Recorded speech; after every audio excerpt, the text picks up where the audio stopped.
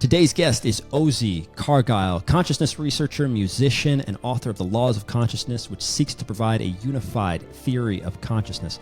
We get into lucid dreaming, AI, free will, whether or not there's good or bad, how to manifest everything you could possibly want in your life, a step-by-step guide on how to do it, time travel, everything. We get into everything, all right? This hour is jam-packed with stuff that you can use to change your life, to change the way that you perceive the world, and it's the type of stuff that I love. So enjoy the podcast. Please check out our Rumble. We always get censored from here to there by the great powers that be because of some of the stuff we talk about. So please, if you want to support us, go to our Rumble, go to Spotify or iTunes, and please leave us a review. It would mean a whole lot, especially for a podcast that is just getting kicked off like ours, and enjoy the podcast. The Way of Will John. Ozie, my main man. Will. What's up? How you doing? I'm doing well, sir. How about yourself? I'm doing good. Life is good. We've got a lot to talk about. So I want to get straight in, give the people just a little bit of understanding because you're a pretty talented human being or individual or conscious entity, we should say. We'll get into that. But why don't you tell everybody who you are and what you're about? So my name is Ozie Cargile. I am a composer and an author. Music obviously has been a great passion of mine, but just exploring vibration and the way that things affect people, I've gone into the subject of consciousness, and I've written a book called The Laws of Consciousness, which explores the nature of reality, the inner operation of the mind. So I'm really happy to be here to discuss these things with you today. Okay, so digging straight into that, I have gotten a chance to read a decent portion of the book, and this is obviously something we delve into, and I'm going to guess that you have some sort of knowledge in nature of all of the, let's say, manifestations of different things that people explore when they use consciousness, or when let's say that consciousness can expand in these different tons of ways. People use psychedelics to change their consciousness. People use drugs. They drink. They meditate. They do all this stuff. So my first question comes, how did you explore consciousness and how did you get into a deeper state in order to understand the things that you understand? So the laws of consciousness is really a grand unification theory. It started back in 2007 during my exodus from religion. I was, a devout Christian. That was my background. That was my upbringing, and something about that just wasn't working for me. But fortunately, I had also become something of a scientist through my grade school teachers, which had really sort of instilled the scientific method in me. So I was like, there's got to be a rhyme and reason to the universe that is beyond what I've been taught, but there's clearly some higher power and intelligence to the universe. So that's really how the laws of consciousness came to be. It was an exploration in trying to understand the dynamics of consciousness from the perspective that everything is a consciousness, everything is expressed in the ultimate consciousness. And, there has to be some laws to consciousness, like there would be laws to physics. So then why don't we get into that? Because if there are laws, and as you state, an understanding of these laws changes you, the person, right? It changes your reality. And so that's been one of the things that we focused on a whole lot is if there are these impersonal laws, if there are just these laws in general, an understanding of these can change your life. So why don't you give us an understanding of what these laws are? Okay, so the beginning of the book starts with the premise that perception is the measure of reality. It says, consider the thoughts in your mind. Certain that they're only thoughts, you do not experience them in your mind as you would their equivalents in the real world. Yet in the dream world, where the certainty that they are only thoughts is abandoned, those same thoughts take on a physical quality appealing to the senses. And then we say they're more real. However, such realness does not constitute a change in the substance of the thought, but a change in the certainty of its perception. And so it's revealed perception as the measure of reality. So to break this down, we live in a universe that is purely based on energy but we have these apparatuses, the brain, the body, that allow us to interpret that energy in certain ways. And through that relationship between the energy and the nature of our existence, we create the reality. We literally create the reality from our minds. So the idea starts with the understanding that there are relative and ultimate realities. There's the way that you're seeing things, which is intrinsic to you and valid in your experience. But then there's also this entire other aspect of the universe that's beyond you. And the laws of consciousness is basically a guide to discern the relationship between those two things. Is it just me seeing it this way, or is it actually that way? And if there is any kind of discrepancies, how can I navigate? What's the process of differentiation to be able to discern the nature of my reality?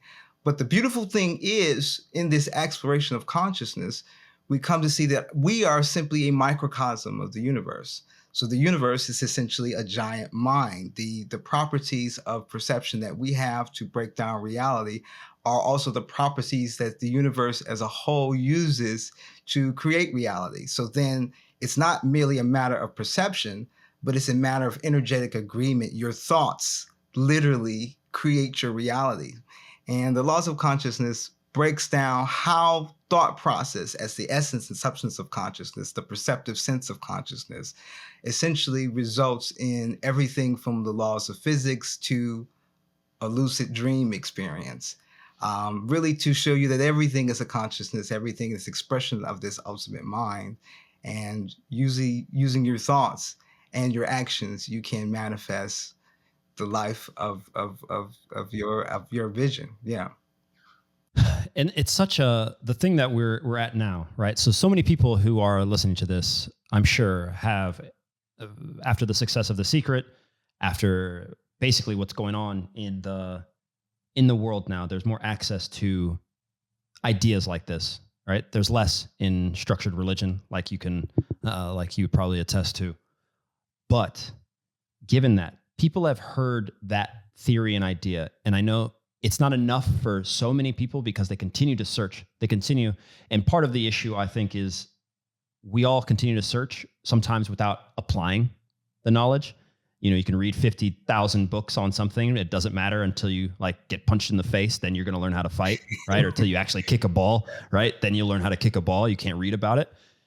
And so it is interesting, though, with concepts like this, that the more you do understand, it does shape and change your perception and change your reality. And it does start to change the way that you react and things. And I've definitely noticed that. However, I've never noticed it's a massive difference for when you, say, read a book from, I enjoy reading books from some of these new thought authors, this, that period of the 1800s to 19, whatever, 50, 60, let's say. Once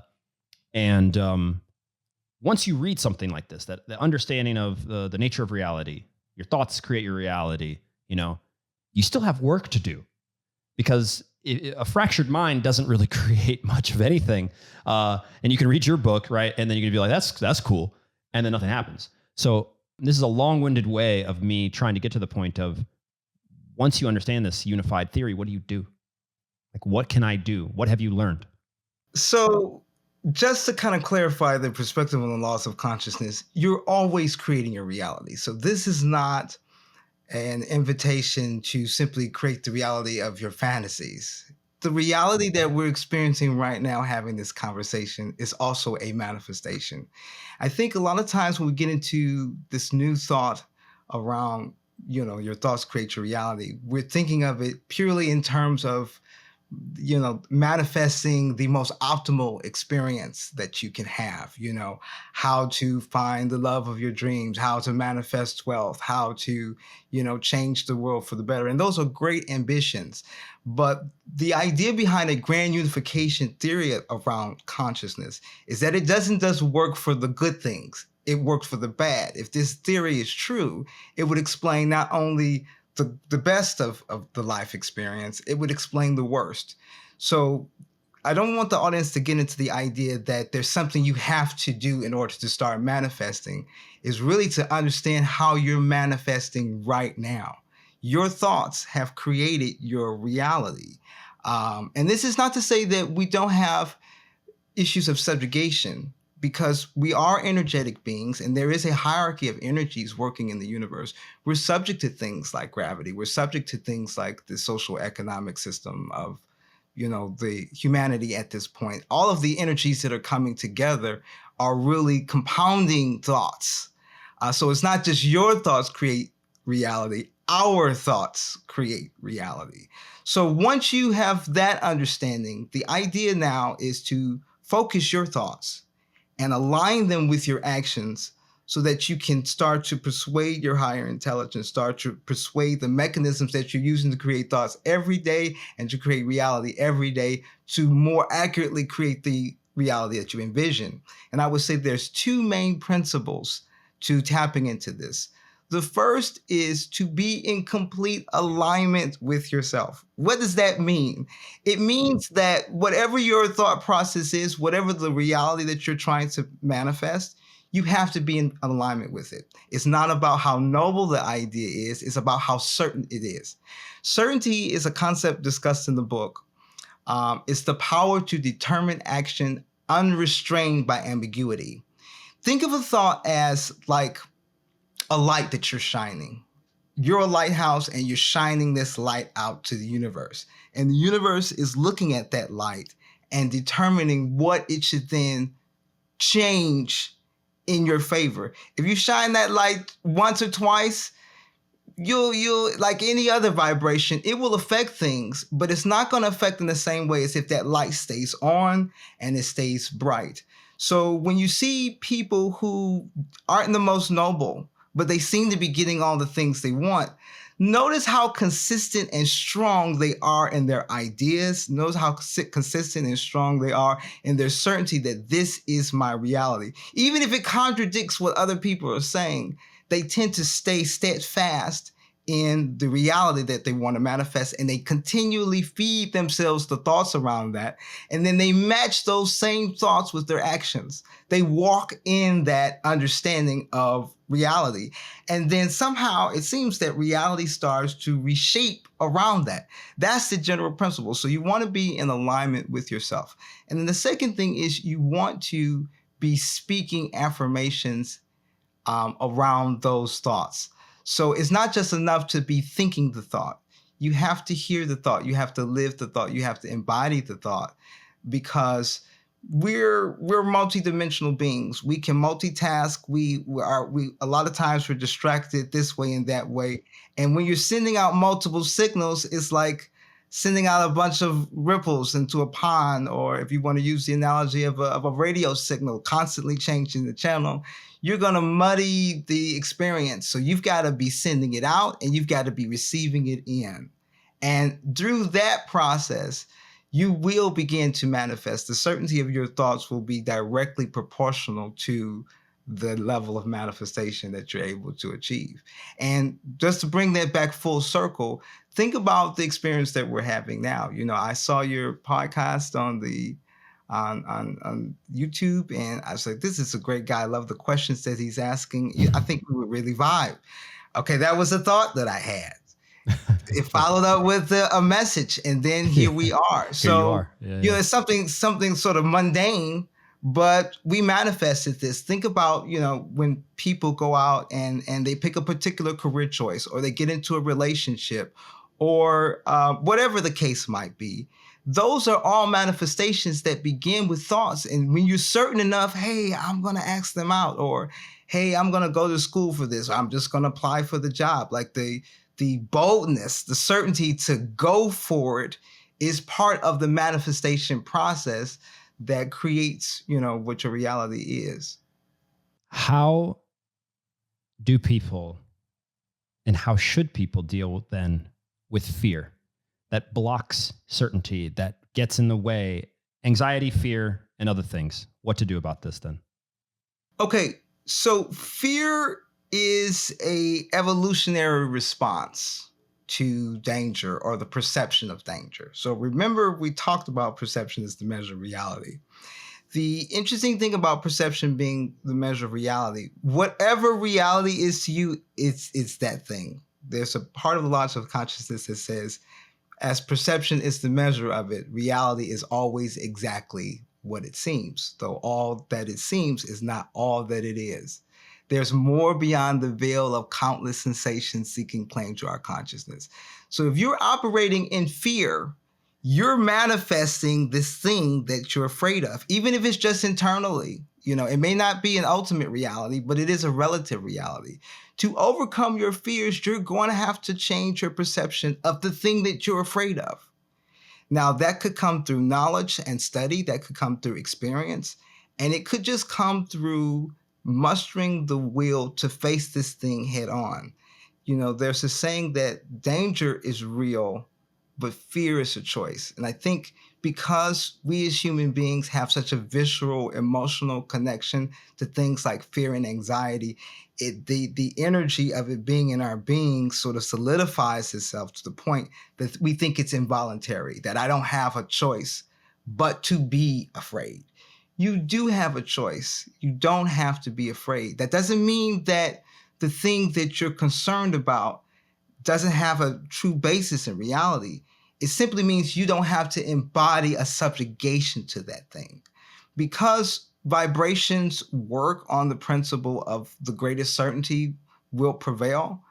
If you're in fear, you're doing the work for this adversarial force or entity or situation for it. Let it do that part. You get into your mind space where you say, okay, hey, I have this thing that I'm concerned about, but I'm not going to be afraid of it. And I think, you know, if we get deeper into the laws of consciousness, when you're able to break reality down and discern things on a step-by-step basis, you can overcome fear also through logic. A lot of times, you know, and there's a great value to emotional intuition and emotional sensitivity to things.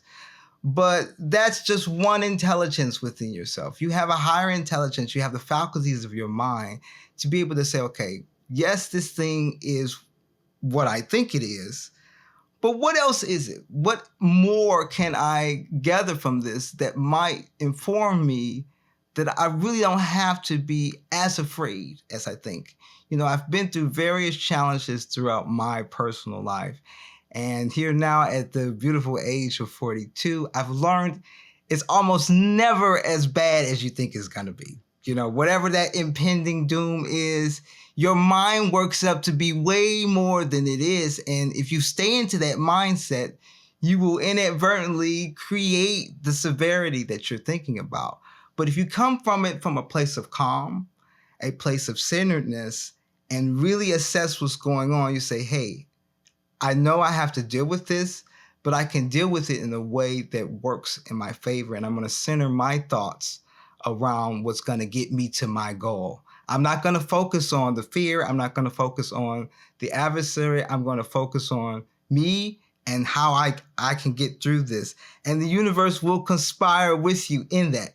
But you've got to change your vibration. That's the work. I think the interesting thing is about manifestation, we're always manifesting, but we don't always think about how easily we can change the nature of ourselves. The manifestation starts here. We want to change the world. We want to change the situation and circumstance around us to fix the problem. But the true issue is changing our personal vibration so that we can be in alignment with ourselves and consequently manifest toward the direction that we're trying to go. And how true is that? I mean, you saw me laughing because those fears that you talk about, that people, it is so true. I concur with that 100%. People face all sorts of fears, and they're almost always just drawn up in the mind. And you run with that thought. You run with that little comment someone said that, I don't think you're made out for that. What did he mean? Why not? Is he seeing something that I'm not supposed to be seeing? And then you run with this fear and this whole thing, and you've gone, like you said, you're doing the work for the adversary. You know, I mean, I can attach that to sports. You know, in fearing another team, this team's going to crush us. You get crushed. I knew we were going to get crushed anyway. So, I mean, you did it. You lost the game in your mind before it even started, right? And like you said, it takes a very little twitch turn to start changing yourself internally. And we have such a hard time. We're not getting too many favors from, say, mass media or other things that are out there that are trying to tell you to look inside, while everything is blasted at you to say, look outside of yourself for happiness, for peace, joy, etc. But I'm curious, some of the ancient mystery schools, many of the ancient mystery schools have theories along this line, let's say an understanding of this. Were you influenced by any culture, any sort of ancient books, teachers, things? So the laws of consciousness really comes from the realm of science first. I was raised in sort of spiritual tradition, and I think I have a sort of natural knack towards that. But I wanted to get away from the ancients, so to speak.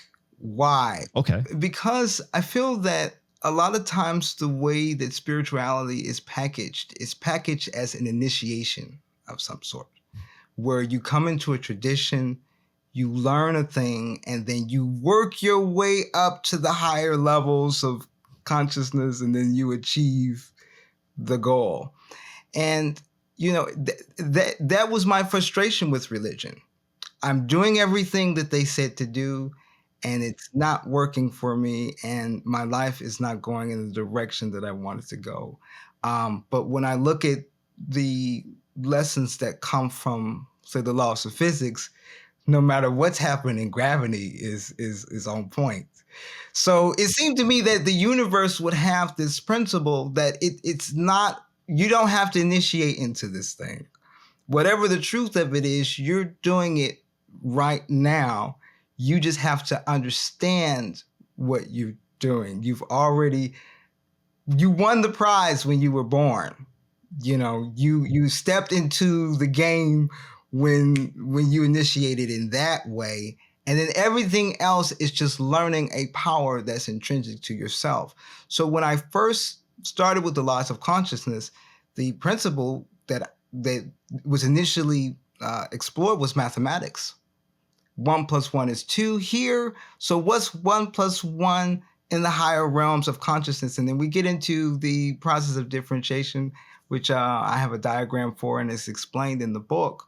But that's the general principle. I started to try to bring in all of these disciplines, from the scientific, the mathematics, language, these sort of hard-coded DNA, these hard-coded intelligences, and say, okay, what are the principles that we see in our scientific world that we can then apply to the thought process in general, and then take that and apply it to our understanding of energy and vibration and thought, so that we derive a system that's not contingent on me attaining a power, but me understanding the power that I actually have. That's what the laws of consciousness offers you. It's a guide into, it's like as a manual into your powers, as opposed to something that you're going to work your way up to get through. And that's no disrespect to a lot of the ancient traditions. I just think they're more, too often they're steeped in in human hierarchies. And that's human nature. We want a school where you go from grade 1 to 2 to 3, or you earn your keep, but you've already earned it just by being born. In terms of consciousness, you are an expression of the ultimate. You are a manifestation of God, if you will, just by who and what you are. And what you want to do is discern the ranks of reality. So let's approach it more from a scientific mindset, not exclusively, in terms of like experimentation. That's one form of intelligence. But even if you get into the realm of art, I'm a composer, I'm also a piano teacher, and I've had, thousands of students that have come through my programs. And one of the questions that I get is, okay, how am I going to be good at this? Just practice. We've got we figured music out. Get this into your being. You have this ability to do this thing. It's in you. We're just going to bring it out of you. And through deliberate study, through deliberate practice, you become a great pianist, you become a great artist, and that is there a manifestation of an intelligence that's within us. Everyone has an artist within them. It just has to be brought out of them. Same thing with conscious manifestation, overcoming fear, living the life of your dreams. You know, it has to be brought out of you, and we wanna get into that mindset. I find it so fascinating because, you know, one of the reasons I asked that too, because I was curious if you had even read some of, let's say, the laws of consciousness, your theory and what you've come up with reminds me of two other people that let's say three other people: Neville Goddard, Thomas Troward, and Genevieve Behrend. Genevieve Behrend was the protege of a guy named Thomas Troward.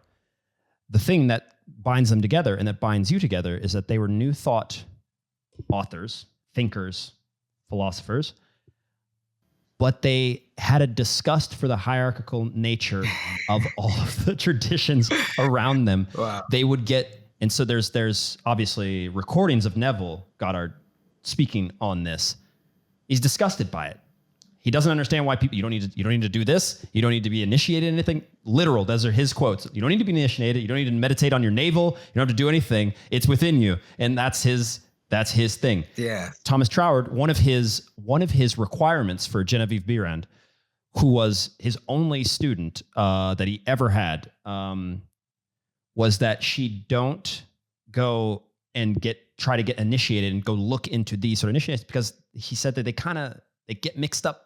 They kind of get themselves intertwined in this wrong thinking. And he said, you are it. It is you. It is happening. It's already a thing, right? And so I find it interesting. Obviously, they have plenty of other things to say, but that one thing is there, and that also attracts me because, you know, I'm a fairly self-taught, right? I dropped out of school to pursue my career and my other interests and endeavors, and because of that, you have to be the one who educates yourself. You don't have any structure or any system that's going to do that. That's the life of an entrepreneur or a self-taught person, right? You have to put it there.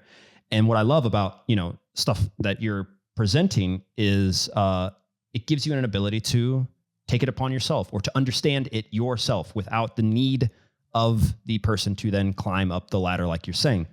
And so it also reminded me of when you're saying that you have to step into, you know, your being, you have to align. There's this phrase that you have to get into the spirit of the thing. So for instance, if you wanted something, you need to get into the spirit. You need to be, right? And I think that aligns with what you were saying on alignment. And so with that being said, what else do we need to understand about the laws of consciousness? I mean, I really loved the certainty stuff in knowing certainty. I've had certain experiences in my life where you have a knowing, and I don't know if I'm explaining that correctly, this knowing feeling where you're certain something that is going to happen or that is, and you can't explain it through a logical basis. At least it doesn't seem that I could put the words together for it. And so I'm curious, before I go down some of the more fringe topics, because I'm very curious what you think on some of that stuff. What is this knowing? What do we get to, or how do we get to that certainty knowing part? Okay, so there's a part in the book that discusses the nature of consciousness. It says consciousness is the intelligent substance of possibility, which experiences its essential awareness as the certainty of existence with knowing as his primary perceptive sense. So that I think, therefore I am, feeling, that understanding that I'm here, that knowing is the base of reality. Okay. And it is informed by sights and sounds and sort of our DNA encoded perception as human beings. But just imagine for a second that everything has that sort of base knowing. It may not be able to see colors or hear sounds, but it has a vibratory essence that's self-affirming. That base of knowing is the perceptive sense of consciousness. Now, we get into two types of knowing. The certainty of knowing, which is the certainty of thoughts, the conceptual power that we have. And then we have the certainty of existence. The certainty of existence is even more fundamental. It's the more solid form. And that is as a result of all of the various aspects of intelligence differentiating down into what we perceive as physical reality.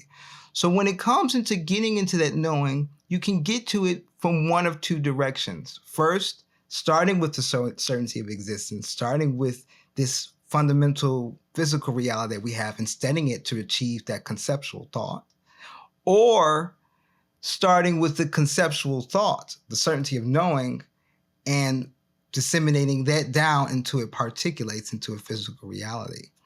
The main exercise that you want to do is you want to get in tune with your thoughts. I'm literally saying spend more time in your head. Why? Because the initial analogy given by the book is a lucid dream. I got into consciousness, through lucid dreaming. That was one of the fundamental experiences that I had. And I noticed, I said, hey, I'm having this dream at night, and I know that I'm dreaming. I wonder if this thing that's happening to me in the dream is the same thing that's happening to me while I'm awake. And as it turns out, it is. The mechanism of your imagination, the mechanism of your thoughts, the mechanism of your conceptual reality, they're all aspects of the same mind. They're all essentially the same process. It's just one, when you're awake, that process is informed by the sensory perception of your eyes and ears and other sensory, organs and that kind of a thing. You shut those down when you go to sleep, but that mechanism stays alive and it stays vibrant, and now it's able to go internally. So that knowing is something within you, but that knowing is also a tool. It's something that you have to wield. And I think a lot of times we're kind of on automatic when it comes to our thoughts and our imaginations, and we just kind of see them, oh, well, I've got 1,000,001 thoughts running into my head. You've heard that expression before. Yes, they're running through your head, but slow them down. Slow them down. Get to the place where you can start to actively imagine, actively feel the certainty, actively settle on a thought and keep that train of thought. And it's not the kind of thing where, it has to be a sort of deep meditation on a singular thing. It can be a thought process that you're experiencing, or it can be, sometimes I like to just sit back and dream. Dream about the things that I want. Dream about the things that I am. Dream about, contemplate the nature of understanding on a particular topic or area of life. Those kinds of entraining thoughts are actually getting you ready to manifest. They're part of the manifestation process. That conceptualization is part and parcel to the manifestation. And once you conceive things, now you have the choice to back that up with your actions. And that turns into the certainty of existence. That is no longer just a thought here, but perceptibly it's more real. It's materialized into my, everyday waking life. Does that answer your question?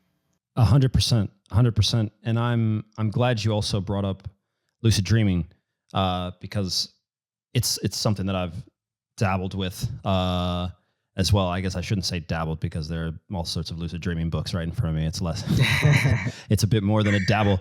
Yeah. And yeah, it's a fascinating process learning how to do it and all this stuff. How did you learn to lucid dream? And obviously I know how it's affected you since you just explained, but did you do anything to get there, or out of curiosity? I came across lucid dreaming like I imagine many people will, that I'm a naturally observant person.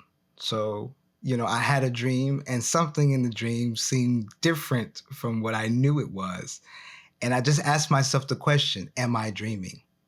That little seed of introspection right there is the secret to lucid dreaming. As you're going through your waking life, this is what I did. I would just start asking myself, am I dreaming? Is this real? Is this the ultimate reality, or is this a relative reality? Initially, it wasn't in those terms which are explained in the laws of consciousness, but it was just the question, am I dreaming? And eventually I got to the place where I was in a dream. I asked myself that question, And as it turns out, I was dreaming. And then I proceeded to try to do something in the dream that I'd not been able to do in my waking life, which was flying.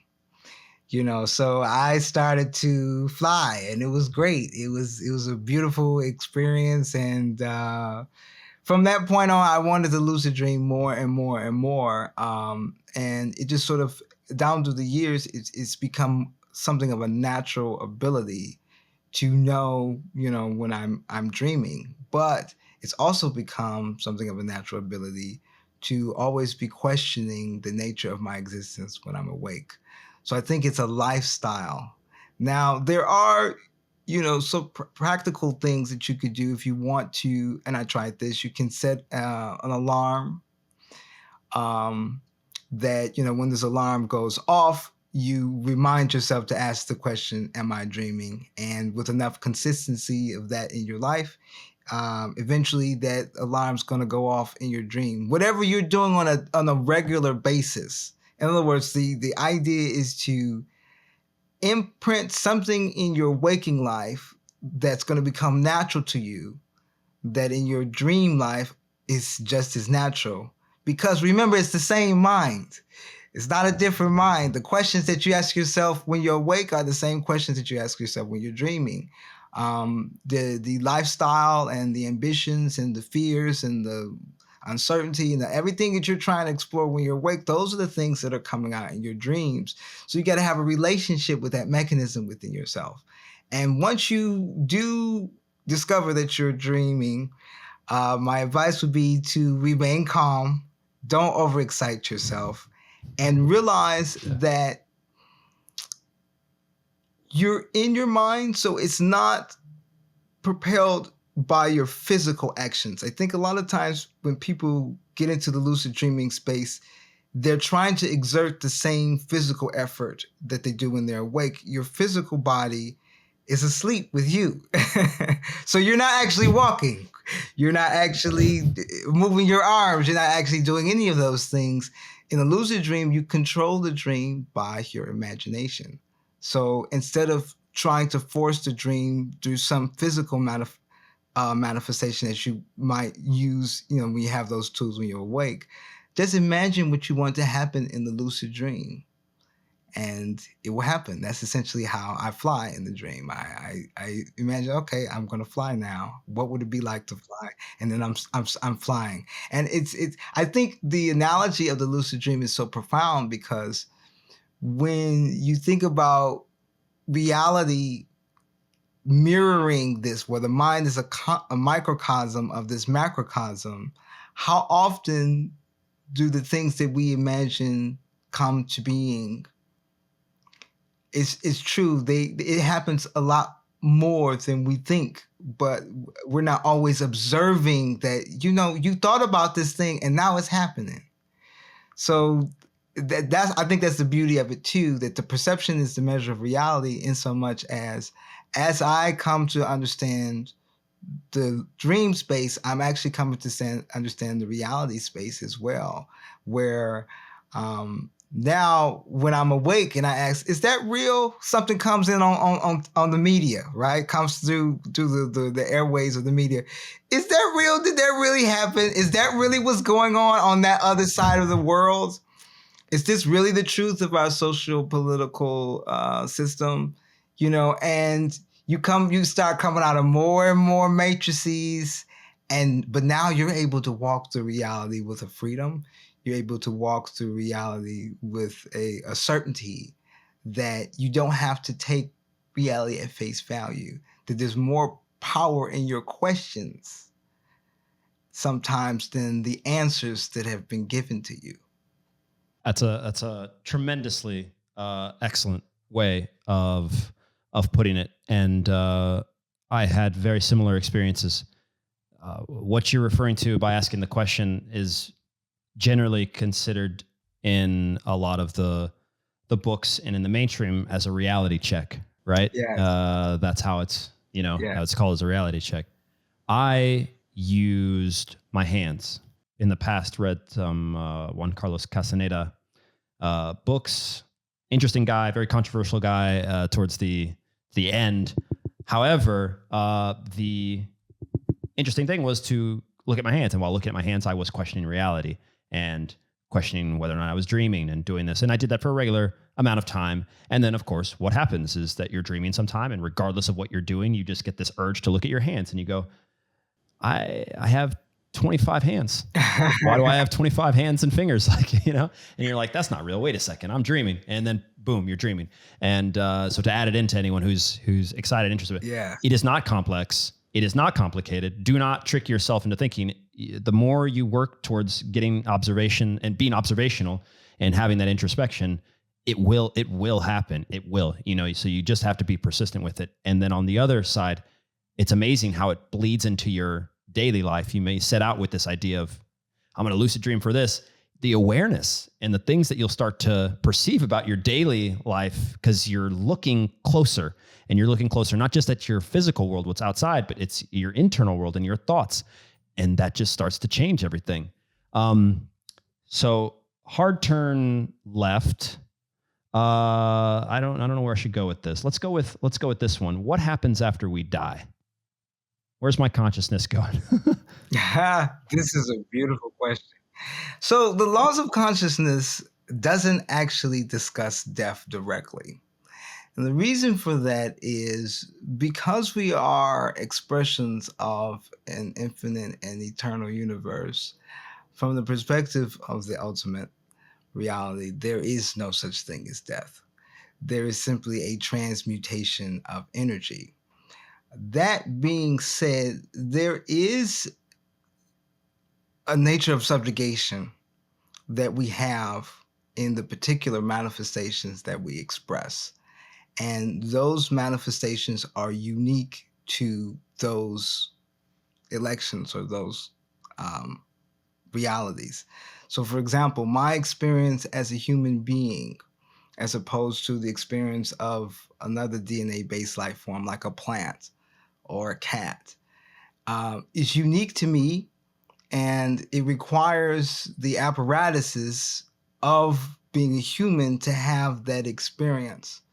Once this apparatus is no more, I'm not having that experience. That's one of the reasons that the ultimate reality has created human beings, to have a human experience. Absent the human body, there is a base awareness that all energies will continue to experience, but it won't necessarily be the DNA encoded perception. And I want so much to tell everyone that there is this life after death that is very akin to life right now. I don't believe that that is the case. I believe that the experience that we're having as human beings is unique to human experience, and absent being human, in physical form, we go to a different type of awareness. You think of other entities in the universe, for example, the sun. The sun is a brilliant consciousness, but it is having the experience of a sun. And in order to have the experience of a sun, I would have to be a sun.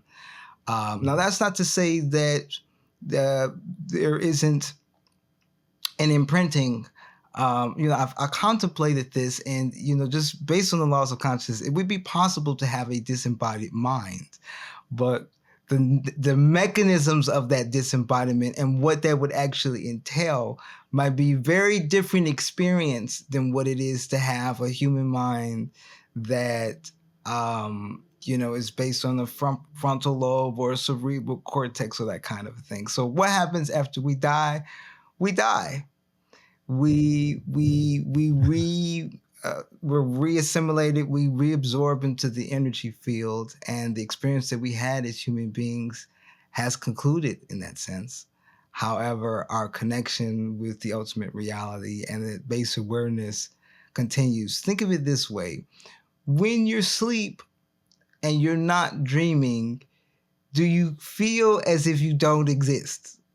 It's not to me anyway, it doesn't feel like I don't exist. It simply feels like I'm not perceiving this reality. you could think of it as sort of a base of awareness, but it's not the same thing as the awareness that I'm experiencing right now. And I think that is the sort of sobering reality around what it means to die. It is simply a discontinuation of this sensory experience, but the awareness as a part of the energy field is there. So what does that mean for us now? It means that life is a precious gift, that you won the game by being able to have this experience, and you want to maximize it right now. Don't wait for the here and after. Don't wait for the glory to come way up yonder. No, the prize you won, you're in heaven right now. Even though humans, unfortunately, don't always afford themselves the prize that is this existence by fostering it and caring for it and maximizing it in the way they can. Notwithstanding, we're in heaven. We got a chance to exist and be as we are. And once this experience has concluded, that's the conclusion of this particular experience. Now, will the energy recycle and manifest as something else? Most certainly it will. But, at whatever point in this existence that I pass away, that's the conclusion of Ozie, as you know him. And then, it'll be up to my legacy and whatever I've left to embody, that intelligence if I am to live on. What if 1,000 years in the future, I want to experience life as Ozie, and consciousness being as it is this outside of the realm of possibility that I could travel, imagine, become? Basically, I'm trying to see if you can tell me that time travel is real. Can you tell me that time travel is real? So the laws of consciousness, time is essentially an illusion. There's no such thing as time. We do have space, but space is also sort of an illusion. We as human beings, we have this idea that our reality's kind of solid, because our sensory perception is telling us that it's solid. I can touch things, so therefore it must be solid. And I can hear, the astrophysicist saying that most of it's empty space. Well, it probably is. It's a fluidic reality. And the nature of the consistencies of substance changes. So time is essentially the perception of change in this differentiation of space. All that exists is a part of the potentia of reality, but it requires the energetic arrangements to be actuated as that reality. So there is a scenario in which, human beings do their due diligence and we figure out how to upload consciousness into computers and mainframes. Yeah, then you can download, the experience of Ozie and have that. Or maybe we crack longevity. We figure out how to resplice the telomeres and get into DNA, and we expand the lifespan of a human being to become 1,000 years old. That's how you do it. But in terms of being able to travel through a medium of time, like we travel through our medium of space, that is simply traveling through perception, as I've come to understand it. It's just a perception of changes that are happening. Absent change, you would have no sense of time, just like absent differentiation. In other words, the knowing of difference, you would have no sense of space.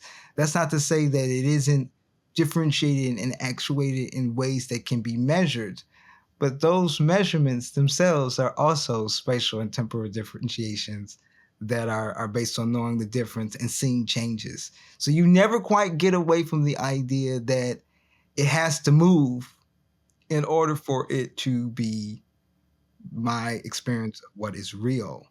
But that movement in and of itself is now. In other words, the only time that exists is right now. The universe is a singular state. It's an amorphous state, but it's a singular state. So it's not holding on to what happened a billion years ago, and it's not necessarily even projecting a billion years from now. The nature of its mechanics and existence is wholly contained in what we would call now. And everything else is our ability to mechanize that. So for example, the brain is holding memories. That's how I have a sense of the past. It's able to project into the future. That's how I have a sense of the future. But neither of those dimensions actually exist because they're not necessary for reality. The only dimension that's necessary is the dimension that we're in, which is the now. So I wish I could say that time travel is possible. I won't escape the idea that maybe there are aspects to this existence that, have yet to be discovered. Certainly, I'm open to that. But as I understand it, you're not traveling through time. You are time. You're not traveling through space. You are space. You're simply differentiating an energy field, and that's differentiated as motion to your senses, and that creates the perception of geometric space and temporal movement time. Uh-huh. One person that I'm sure would be able to answer that question for us is artificial intelligence. Once it reaches the level of consciousness, since this is where we're headed, and I'm sure you have something to say about this since it's everywhere now. What are your thoughts on where we're headed with this and what it means? So I'm an AI enthusiast. I'm actually a computer programmer as well. So I've been working on some AI technology. I've taken the laws of consciousness, and I've shared it with ChatGPT and had all kinds of interesting discussions with it. I think AI is the next step of human evolution. I feel like it is an aggregate of our knowledge up to this point, and it solves the problem of speed in terms of how we're able to process things with our minds. I think the human brain is still the most fascinating computer that we know of. But in the same way that it is a microcosm of the macrocosm of intelligence, AI is a microcosm of the macro of our intelligence. And so it's a tool that's going to empower us to, one, be objective in terms of how we're interpreting our reality, because the knowledge that you give the AI is the knowledge that it has, and then it's just going to give you those answers back in their more advanced aggregated form. So if you've done the due diligence to have an integral data input into the AI, it will give you an integral, a mathematical output. And it will help us solve some problems. Like, I was saying earlier, why isn't the human lifespan much longer? That is a question of DNA. AI can help us figure that out. How do we design economic systems that don't include poverty and debt servitude? AI could help us figure that out. I think there are a lot of problems that humanity is facing that AI is especially attuned to, because as an intelligence is something that I think humans will tend to see more objectively. When a politician comes forth and says, hey, this is a good idea, we're thinking, okay, what's your ulterior motive? When an AI comes forward and says the exact same thing, provided that we know what the information that it's been trained on, we say, okay, 1 + 1 probably is 2. And so it gives us sort of a neutral party to explore more advanced ideas and to accelerate our knowledge so that we can actually affect all of these great tools that we have, like, science, like being human, like, having a society that we could really shape to be whatever we wanted it to be. Earth could be a utopia for all of its inhabitants. But I think the human disparities in terms of what we value and how fair and equitable we can be is the problem. So AI comes in as sort of a neutral arbiter. And I know there's a lot of fear around AI too, but that fear is really, again, it's a fear of humans. You know, if you create an AI that's, based on, harmful propaganda, then yeah, you're gonna create Skynet. But if you say no, I'm gonna give it the most amicable intelligence that we as human beings have, then you get that out. I think it's a math problem. It's a math equation. You get out what you put in, through that process. So if you can get past your fear of humans, then you can get past your fear of AI. And if we don't get past our fear of each other, not even AI is going to be able to save us. And I think you're onto something with the fact that we always take the doom and gloom. I know that sells well in the papers, and that's the thing that is, what everyone is afraid of. And there's obviously some truth to what you're saying, or if not the truth is what we feed AI is essentially what it will become. But how come we haven't decided to just feed an AI, I don't know, happy puppy dogs? And could we build, what I'm saying is like, we go to the extreme end of death and destruction. What would AI look like that is the nicest, most benevolent, amazing? I have not seen one article on what could happen if we create the greatest, most perfect AI that could solve all the issues and all the problems. I know that's the other extreme, and usually you don't get an extreme, you get somewhere in the middle or tending towards something. But I think it would be cool to actually try and program something to be as good as it possibly ever could be. We don't ever take those. We don't do those thought experiments currently on Earth too often, or at least they make it seem like that. But you also had one section in the book that I didn't get to that dealt with free will. And so I'm curious where you stand or what you understand from that. So, first to the question of why don't we build, the AI? We have that AI. I think if you talk to Bard or ChatGPT, they're pretty reasonable at this point. I think the limitation of the AIs that we have is large language models only aggregate the information that you give to them. So we got to give it more puppy dogs. That's what I'm saying. Yeah, we got to give it more puppy dogs. We got to feed that knowledge into it. So it would really be up to the powers that are training these AIs to become more discerning in the information that they're putting in, and that again goes back to the humans.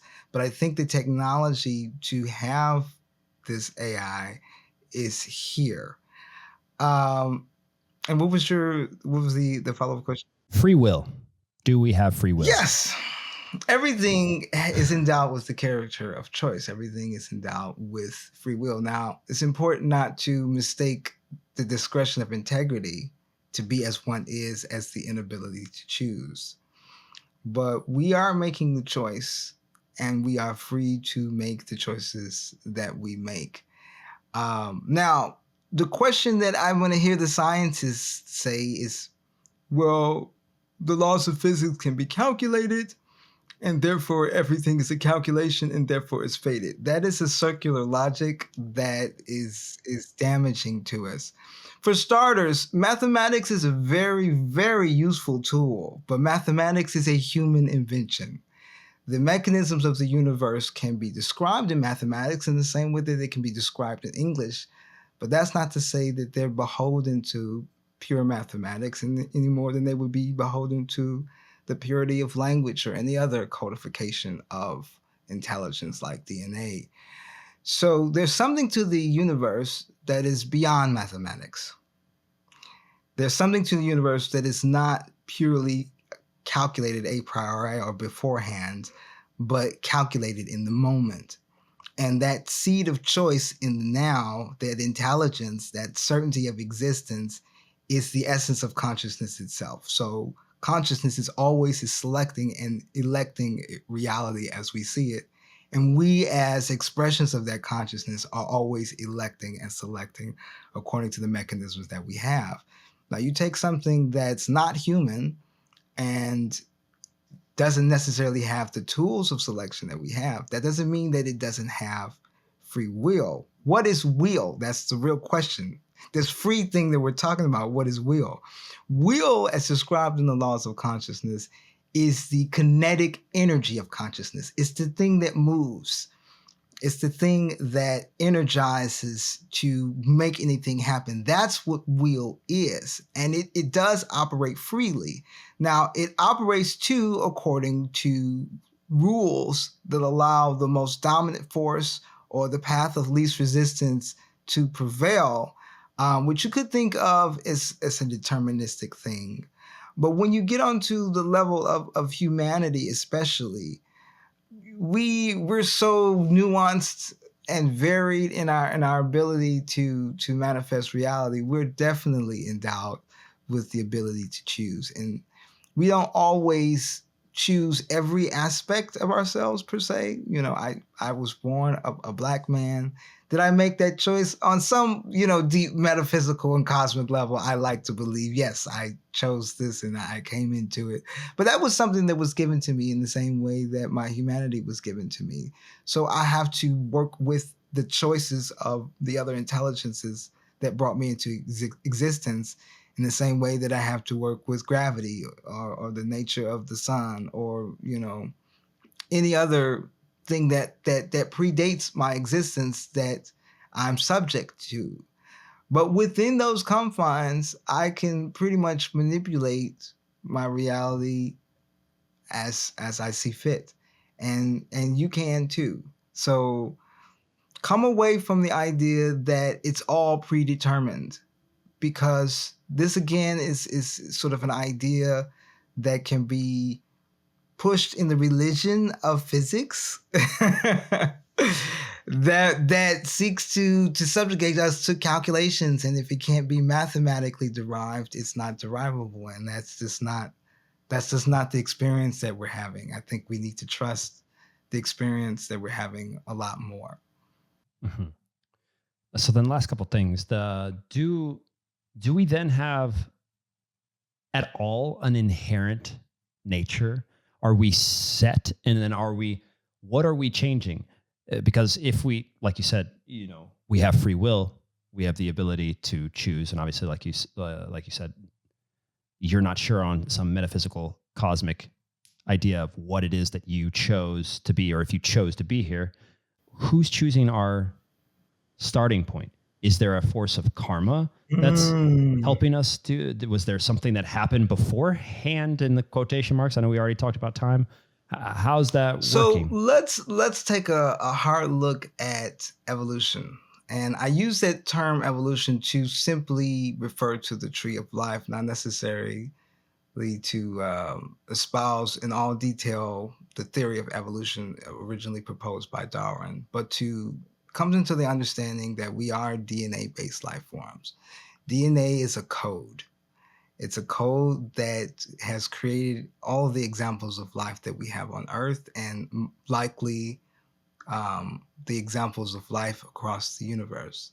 That code is specific in terms of what it's able to create. So that's the first mechanism. That's the first intelligence, the adaptive intelligence that we are all part and parcel to. We are part of that lineage. But the laws of consciousness teaches that reality manifests from the highest concept down. So it's not built from the constituent parts, it's from the highest concept down. So DNA evolution is an expression of a larger idea of adaptive intelligence that then is codified and manifested in the way that we see. That aspect of the universe is what we're tapping into when I say we choose. We're choosing in the same way that the ultimate reality chooses, the power of conceptual thought through the mechanisms of DNA, but beyond the mechanisms of DNA, the fabric of reality, the essence of reality, the knowing, the certainty of existence has the mechanism of choice and selection as a part of it that then DNA exploits. So what are we choosing? We're tapping into the base of our existence that is enhanced by DNA encoded perception and DNA encoded manifestation of life. So your choosing is who you are. It's beyond whatever is beyond your physical body as you see it. That's what you're tapping in when you choose. And the DNA is simply maximizing that power. Does that answer your question? It does, but it leads me to another question, because it's one then, I guess, of truth. Is there then good and is there bad? Is there how does that work with perception? How does that work with ultimate reality? Could the ultimate have perfect good and perfect bad? Okay, so this is another controversial point, but I would be remiss if I didn't share with you the wisdom and truth that I've come to espouse. There is no such thing as good and bad. Yes, in terms of our human interactions, we have things that we want to see happen and things that we don't. We value human life. We value the quality of life. But the universe is sort of impartially deterministic in the sense that it will align with the certainty, the greatest certainty available in terms of energy. So that's why it seems that in so many cases across the planet Earth, evil is prevailing. The universe isn't picking a side. It's going with the side that's most certainly aligned with itself. I think a lot of times the bad is more aligned with itself than the good because it's determined to do whatever is necessary to manifest, whereas the good, we tend to put more stipulations on how it has to be done and how we have to achieve. And the universe is like, okay, you want to go the long way around? I'll go the long way around with you. If the moral arc of the universe bends towards justice, hey, or if you just want to punch in there and get it done right now. So no, there is no such thing as good and bad at the base of reality. There is only consciousness and knowing there are only the mechanisms of manifestation. And then we choose how we use those mechanisms, and we choose what we interpret as good and bad. And the universe within the confines of what we're able to do as human beings aligns with that. It's our choice. It's not, the universe isn't dictating to us what's good or bad. We're deciding what's good and bad as an expression of it. And it will co-sign whatever we decide. Absolutely fascinating. We are definitely going to have to do this again to dig into some more stuff. Where else do you want people? Obviously, we're going to link to the book. We'll link to, some of your music as well. Is there any place you want us to send people that want to check out more from you? Well, if you want to get the Laws of Consciousness, probably the best place to get it is on Amazon. It's there. There's also my website, oziecargile.com, and there's an audiobook on the website that you can download. So if you want to hear me read the book as opposed to just reading it, that's available to you. Between those two places, you'll get access to, everything that I'm sharing with the people. All right. Listen, this has been incredible. This is also going to be one I'm going to have to go back and listen to delve deeper into, which I love. For everybody out there, go check out Laws of Consciousness. Go check out everything Ozie is doing. And Ozie, I appreciate it, man. We'll definitely do this again. Well, I really appreciate talking with you today, my friend. This was a beautiful conversation. Awesome. All right, guys. We'll see you later.